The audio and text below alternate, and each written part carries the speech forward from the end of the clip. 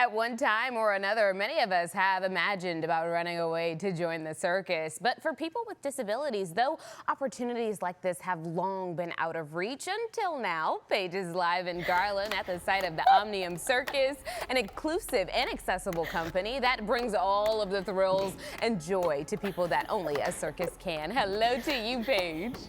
Hello, talk about thrills and joy. This is indeed pretty thrilling. I hope they're pretty accurate. It looks like they are. Welcome to the Omnium Circus. As you heard, this is a place where they build bridges rather than barriers. And very quickly, I'm going to invite my friend Lisa Lewis, without moving too much on my part, to join me for this interview. Wow! That is impressive. That's just a tiny taste of what you're going to experience here at the Omnium Circus. This is so much fun, Lisa. I am so glad you're here. Thank you so much for joining us. I love this whole notion of it being an All Abilities Circus. What does that mean?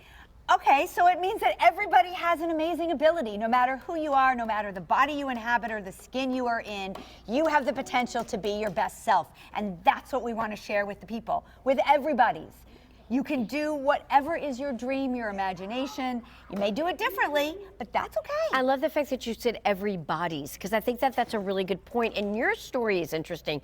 You are a clown by profession. I am. You are doing a performance. You noticed something in the audience that really piqued your interest, and that is ultimately what led to this. Tell me that story.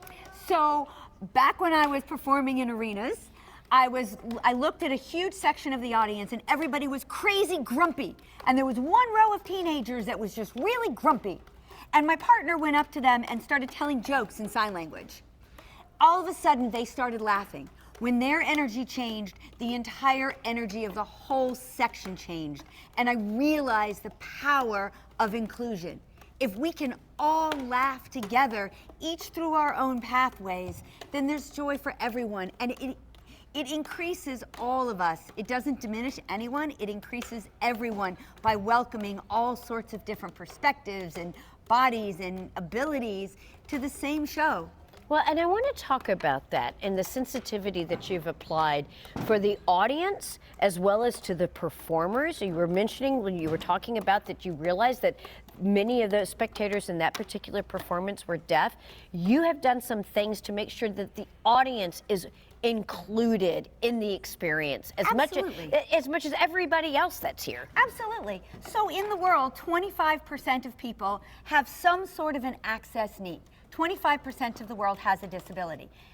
That means guaranteed your aunt, your uncle, your brother, your cousin, your third friend twice removed, somebody needs some access. Right. Why should you leave them at home? And also when it comes to the performers as well. These the performers do have differing abilities, but look, this certainly doesn't impact their ability to wow the audience. Absolutely. As you can see around us, we've got two performers over here with very specific, unique abilities. Tell me more. So, we have one person on aerial silks. Danny is a Special Olympian and does a fabulous job on silks. Melissa is over on our lyra, and she is our Paralympic professional. She is a 6-time gold medal world champion paraclimber. That is unbelievable, and I understand that she's on an apparatus that I'm going to give a whirl and try this on. Now, and ladies I and gentlemen, want to answer your other question, which I forgot, and it's my bad. For the audience, when they come in, if you happen to be blind, the entire show will be audio described for you so that you can enjoy the performance just as much as the person sitting next to you who takes in information through their eyes. You're also sensitive about sensory issues as well. It is you also have ASL. Our ringmaster is in fact deaf.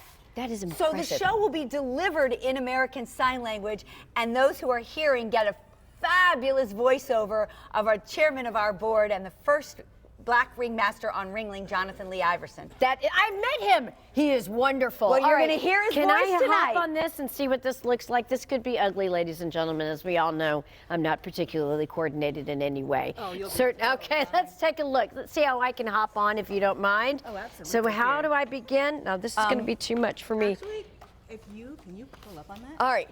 Here we go. This is really, really hard. I don't know if I have the arm strength to do it. In fact, why don't you hold on? We're going to lower it just a little bit for you. Can we lower it a little bit, do you think?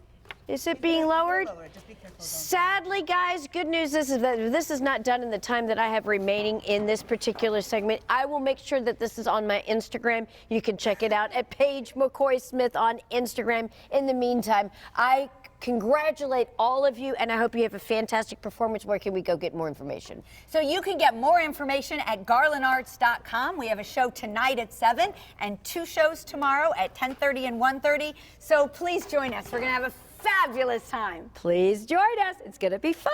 All right, thanks so much, and I'll send it back inside to you, Erin. I will get up on this thing. Oh, yes, you will. I believe that you will get up there. I don't have the arm strength to do it right now.